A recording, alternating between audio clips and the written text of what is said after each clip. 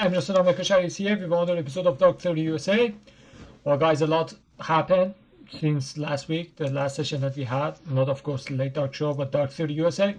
Couple of stuff happened that gonna lead us to the conversation that we're gonna have today about the topic. One of them was, well, eventually Iran got tired of United States playing a sneak attack, like tit for tat, something like that. When they say that, it was like United States was saying, "Oh, ceasefire still is in place. We are still friends. We are still doing fine. We are so close. We are just down to different sentences to have the agreement." But then at the same time, attack Iran. Listen, maybe it works one time, two times, three times, but eventually people get tired of that. I remember when I was teenager kid, I was going to the kung fu class, and so they taught us couple of punches, couple of kicks. So then we had to go and fight and used our ability. And then mostly everyone was doing high kick or high punches or even uppercut. But then one of the guy started to go be like, I don't know, different, unique. So he started to do low kick, and everyone got surprised because everyone was just doing whatever it was most usable. So then the coach was saying, "Oh, good job, nice," to that kick who was doing low kick. So he was so locked in, and everyone was looking at it. Okay, what is his next move? How else is gonna surprise? And you know what happened? For 1 minute straight, all he was doing was low kick. And then the coach got tired and said, "Man, stop doing that." He grabbed him from the collar, like kind of like a judo, and then he started to kick his leg. And then he fell down. He was saying like, "Okay, one time good, two time good, three time, but like if it is all you are doing, I can predict your hand, and then there's nothing else you can do." This is exactly what Trump was doing, or even Israel. We get back to it in a second. Trump is keep doing it like, "Oh, if I say nice thing and then the market stays up, and then I do a sneaky thing, and the moment that it's exposed, and it's market gonna react to it, and then I'll come back with another tweet and say everything is fine." So Iran was letting Trump have it until eventually he sold that ceasefire to his base, to his people, and come back to the table. But then he realized that no, Trump is actually getting too comfortable with that. He keeps doing it. And actually he's not serious about ending the war. He said like, it's working, I'm gonna keep doing it. Like it's fun, kind of like he's too comfortable, he's enjoying it. And then what Iran did, he says, "Okay, enough is enough. I don't give a shit. You have World Cup, you have midterm, you have to save your face. I try to help you so you could get out of this mess. So leave us alone. But if you are gonna keep playing this game, that's fine. So okay, let's play." So Iran gave a deadline. If you keep attacking, not only us, even Lebanon, we're gonna start attacking you. Because one time they attacked one of the electric tower or something in the Khark Island, and one time they did it in Geshm, we call it Geshm Island. And so one time he did Khark Island, he bombed that, and they saw that from which base in Middle East it took off, the jet. So Iran attacked that, and then for the electric power grid, that they attacked the Geshm Island, again they hit them. So basically what they are saying, is like there's a threshold, right? Like there is the escalation ladder, right? There is one maximum, like a red line, and United States tried to attack Iran without crossing that red line. So always bring it low. So it wasn't too much to end the ceasefire, is it? So Iran realized that like he's losing it, because by doing this sneak game, United States can keep playing games. So Iran says right now or never. And look, there are a couple of reformists, like, I mean, of course, Pezeshkian is reformist himself, and then Arakchi are other people. And the problem I have with them is like they use the same tactic and it doesn't work, and still they expect like if we do it too much, like they're like socialists. They say, well, how many times should we try socialism and communism and see it fails to realize that maybe that's not the solution? Say, one more time. This time socialism gonna work. That's just like reformist. This time, if we talk nicely to America, they're gonna say, "Oh, you look, we have done all this stuff to them, but still they are nice to us." So maybe they start to be embarrassed or go to the room and think about their action, and then they say, "Oh, now I am embarrassed, sorry." So they think, but keep doing what they are doing, eventually they're gonna get a different result.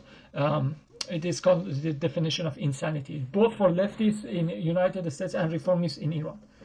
But then, because for example, right now still I'm seeing people on the TV in Iran, when I'm watching the news to see what they're saying, because they have their own propaganda. It's not like only CENTCOM is lying, everybody's lying, but everyone pursuing their own propaganda. So you need to listen to all of them and see what is the truth, what is not. And then when they were saying, they were super mad at Arakchi for doing that extra nice, generous tweet like Strait of Hormuz is open. $20 the price of the oil dropped, right? And now they're not letting him. So he stopped texting for a long time. They didn't allow him, which is understandable. If I was in their shoes, I would do the same thing.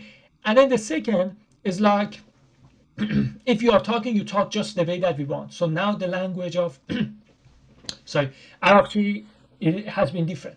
Like right now he's attacking, like he's aggressive. Because they are saying, bro, how many times should we give them 1 inch and they forget about, like, they just wanted to get out of the quagmire, they get comfortable. Actually, it gives the opposite effect and they get more bolden. So now, right now, you're gonna change your language or just don't speak. Because one of the leverage Iran has, oil price should be up, so people keep putting pressure on Trump to end the war. If it is down, he can keep doing it.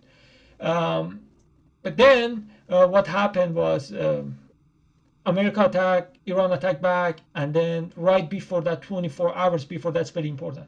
So because Netanyahu said, I ordered to my soldiers, probably IDF, to start doing the mission operation inside the Lebanon, southern Lebanon.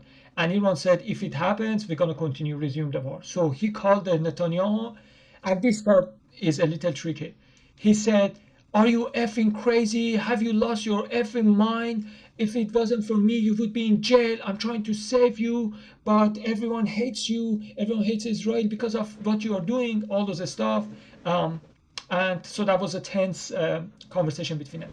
Why am I saying it is tricky? Because first of all, it came through Axios. Bro, come on, Axios. Like every time they try to sell some propaganda, somehow it gets leaked to Axios. Axios is just Axios. But it gets even worse. Through Barak Ravid. Every time. Like it has been the same, not only for Trump, but even for Biden as well. What happens is, like, every time they want to calm their own bases, to say, hey, everything is under control, something like that gets leaked, like how Biden was talking tough against Netanyahu. He was mad at him. So people say, oh, okay, our president, at least he's telling him who is the boss. So probably Netanyahu going to do something. And next week you would see Netanyahu is doing the same thing. I said, what was the point of all those yelling or stuff? Imagine the dad yells at his son, and son put his head down. And eventually after the yelling is done, he goes back and doing the same thing. So what's the point of all those yelling?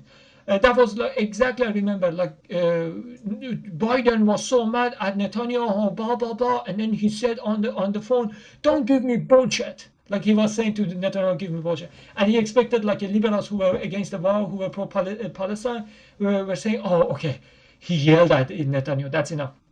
It didn't work out for him. Right now, Trump is doing the same thing. If you remember, for that 12 days war, it was the same thing. Axios was bringing, oh, there is day and night between Trump and Netanyahu. Trump canceled his trip to Israel. Netanyahu didn't show up to the meeting. Yada, yada, yada. They are not even talking to each other. The only thing which was left was unfollowing each other on the social media stuff. And then eventually, then while everyone thought, oh, they hate each other, like the 12 days war started. And then Trump, we found out later that he completely was aware of that.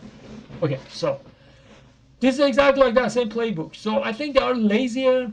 That's why they are not coming with a better idea, new idea, or maybe they are running out of idea. There's nothing left. They have tried all their tricks, and all of them, they are old right now at this point. What is going on right now, in my opinion, is, hey, people are getting so mad. We have to at least act it like we are not happy with what is going on. But who cares? In reality, we are seeing what is happening.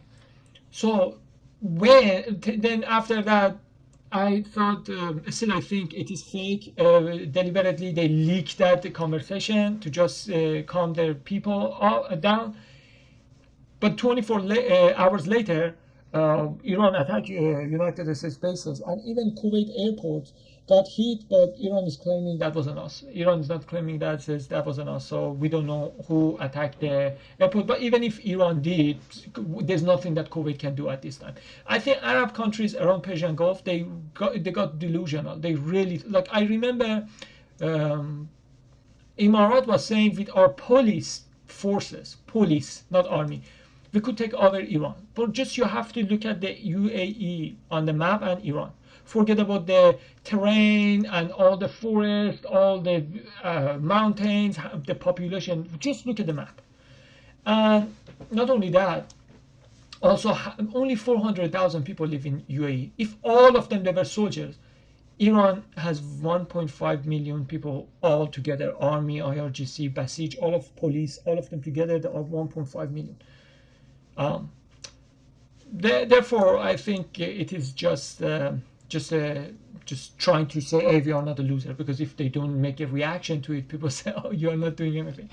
But the funniest part is when they asked Trump about that, Trump said, yeah, we did something to them, they responded to that, so that's all cool. And Kuwait is apparently they're not happy about that. They're saying like they attack our country, they attack our airport, and just because that was respond to your attack, so it is good. Like I'm just like the punch meat for you to do your thing, and in return, instead of attacking you, they attack us. Like Kuwaitis are not happy, but there's nothing they can do about the United States either. They are nothing. They're nobodies. Like really, like if you look at them, they don't have anything. Like biggest one is Saudi Arabia. Saudi Arabia, 18 million of them they are Arab. 18 million they are just migrants. And then not all of them they are willing to even fight. They just want to watch Cristiano Ronaldo boxing, this or that, enjoy their life. But all of them aside, going back to our conversation, so Iran attacked UAE, Bahrain, and Kuwait. Fifth Fleet United States base in Bahrain, and also a couple of bases in Kuwait, because they said the start point where it was launched, the attack to Iran against Iran, was coming from these countries. So now we are getting to the point, what is going on? So one day he say, are you effing crazy? Stop doing that. Next day they are attacking Iranian vessels, and Iran is responding. Is Iran cooperating with Israel, or is trying to twist Israel's arm to say, stop doing that, I want to have the peace? Because in one hand it seems like Trump is mad at Netanyahu because he says you are stopping me from getting a deal, because if you attack Lebanon they're going to respond to it, so the ceasefire is over. But on the other hand, next day America starts attacking Iran as if they don't care about the deal either. So I don't know, it is kind of crazy for me that what is in his mind. But let's see what about those are you effing crazy. There is a segment in from what's called the Ana Kasparian from Young Turk. We're gonna see what they say. Us to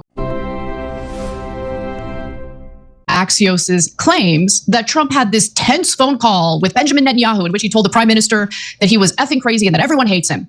Now, both parties have been asked about that phone call on the record. Both parties have responded to whether or not that conversation took place. Let's take a look. Axios reported that you had a phone call with Bibi Netanyahu, the Prime Minister of Israel, in which you were angry with him. You said, are you effing crazy? What are you effing doing? I helped you stay out of jail. Is that true? Did you speak to him in those terms? I did. I wouldn't say angry. I was a little bit perturbed at his constantly fighting with Lebanon. You know, at some point I said, Bibi, we got to stop this. We got to stop it. President confirmed that he said you're effing crazy. How did you react to that? What really happened in that call? Well, I'm not going to get into details of our conversations. We had thousands, well, a lot of them. And if you think this is a crisis, you should be in some other conversations. But we've always found a way. We have so many agreements. We agree on the main things. We want to get Iran, the nuclear program in Iran, finished. We want to make sure that Iran doesn't pose a threat to Israel, to the Middle East, to America. Did he say that you'd be in jail if not for me? Look, I'm not going to get into the details, but he's been very vocal about the absurdity of this fake trial that I'm going through. All right. Okay, so you hear that, right? So they are making it look like really it happened.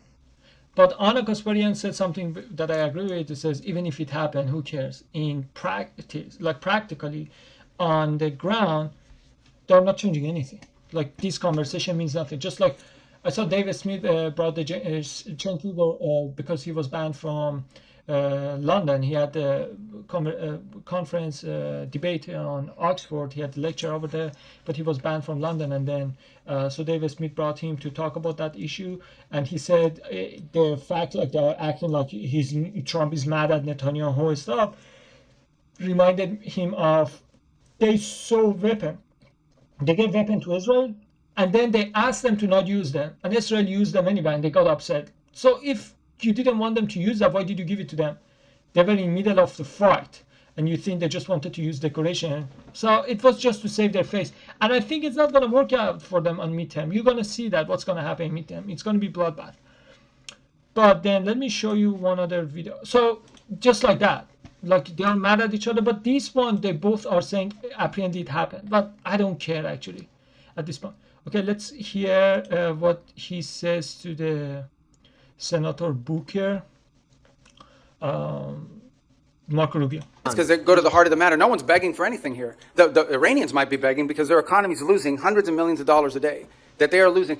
Understand, Iran had street protests going on before all of this started. All of those factors, economic factors in Iran, are far worse today than they were 6 months ago when those protests were happening. They have hyperinflation, their currency is completely devalued, they're struggling to make payroll for the government workers. Iran is in a very serious situation, and if it was up to the political class there, and I understand everybody there is sort of radical in some way, but if it was up to the people that actually like go to elections and wear the suits and you see on TV, they'd probably make a deal tomorrow. It's the issue they're facing is that the supreme leader and the IRGC Corps are a little bit more immune from those pressures until they can be convinced otherwise, and I think that's the direction that they're moving in, because the reality, I don't know where you're getting this perception that Iran is stronger. Iran has no navy left, they've lost a substantial percentage of their defense industrial base, that Iran has lost a substantial percentage of their missile launchers, and their economy is far worse today, and I mean far worse today than it was 6 to 9 months ago. And they are looking at hundreds of billions of dollars of reconstruction costs just to get to where they were 6 months ago. You keep telling us.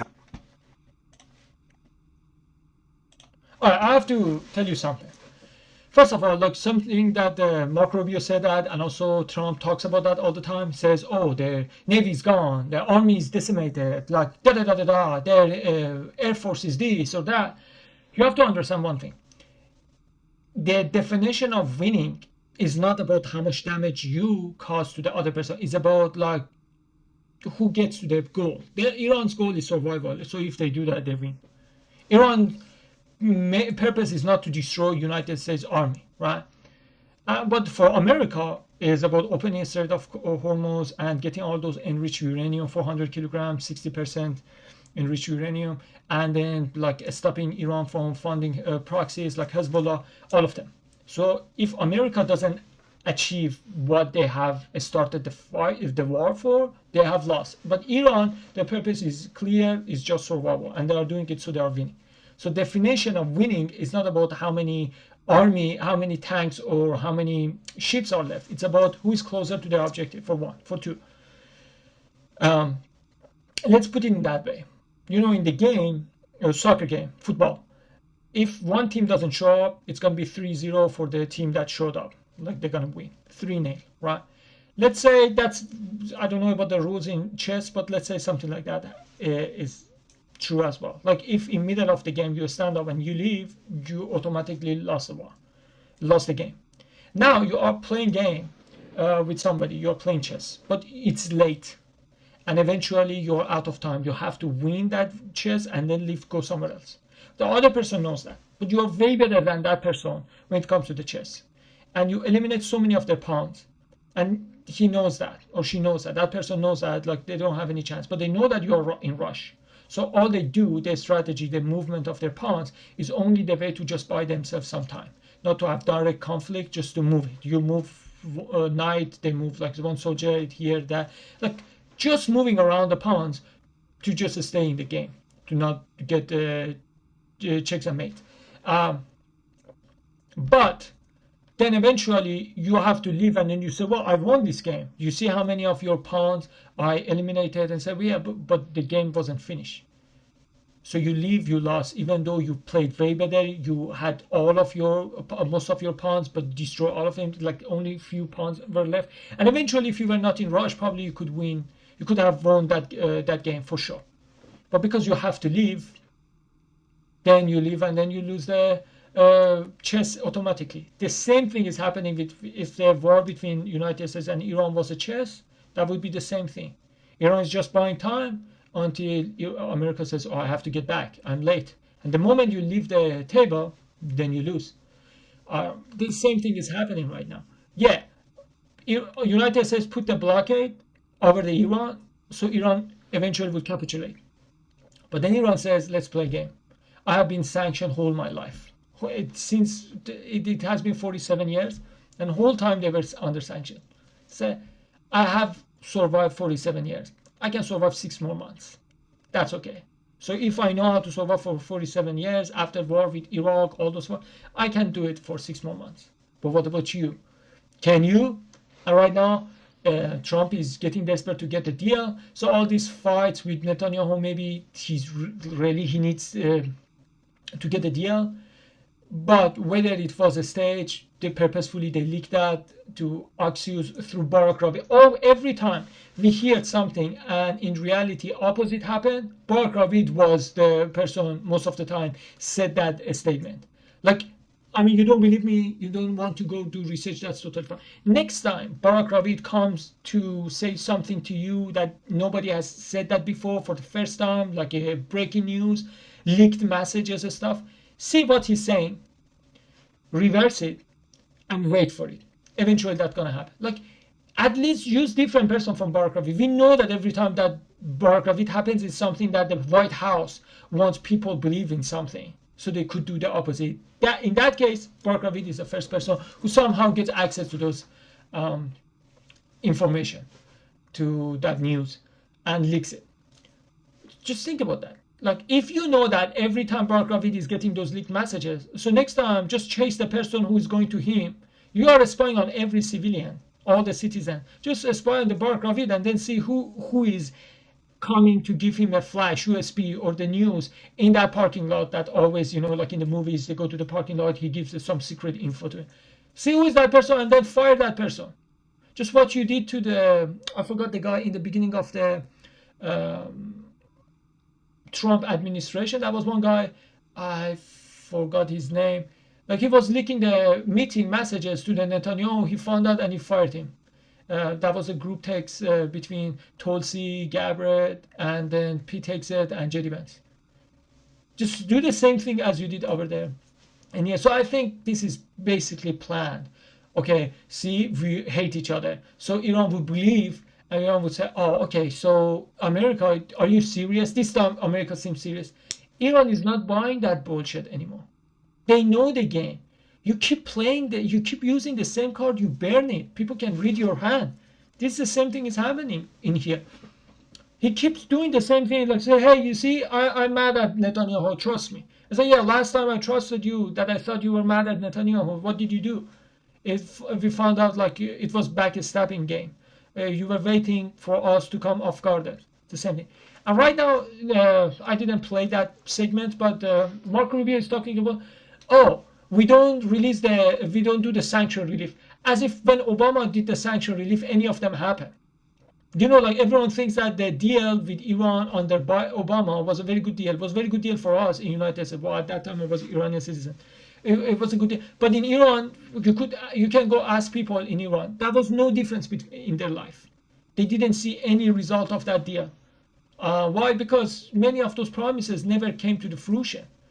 2 years later, when people ask, so what exactly was sanctioned that is not sanctioned anymore? People started to ask.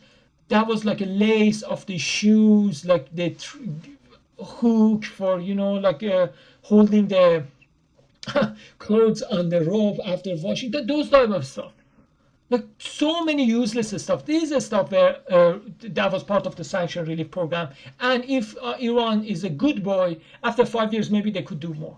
That was one. So Iran is saying, like, even under Obama, we didn't see any result in those sanction relief. The name is sanction relief. So right now, America is saying, I'm going to relieve the sanctions. Say, yeah, but still you can bring it back in a second, just like that. So I can give you the card that I have right now, that I cannot have it later. But then you can unsanction and sanction back again in a second. So you can reverse your move, but I cannot. So Iran doesn't even care about if America do the sanction relief. He said, just release my money. Because then it's something that I have it. Just, I promise you, please, trust me, bro, trust me, bro. He says, no, there is no trusting anymore.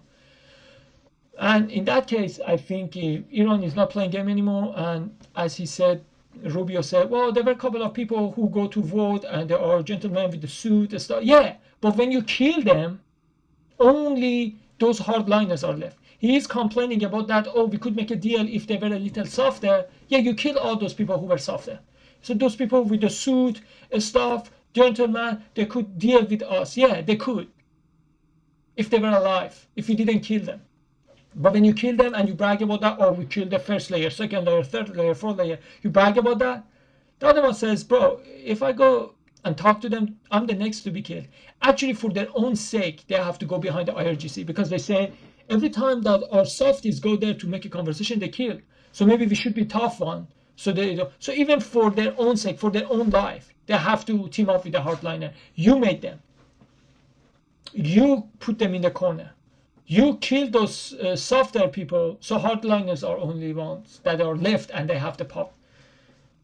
So the situation is very bad, and Iran is not having it anymore. Because I think so far, America was getting so much, Trump was getting so much more benefit from the war through the ceasefire. For Iran, didn't have that much of the use, because people in the street, they wanted to continue the war, and hardliners are ready for that. And right now they said we have to establish our power, or they're going to keep coming back and fight with us. Even if right now they leave us after the midterm, Trump again going to come back. So it's now or never. So everybody from that side, they want to continue the war, but we are the ones that don't want it.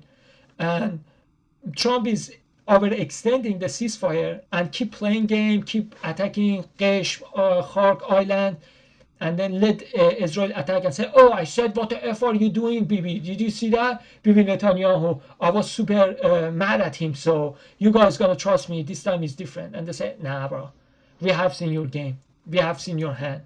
You keep doing the same thing. I think there's a chance that there is no ceasefire, and then we're going to go back to war. And if you look at the market is also showing it.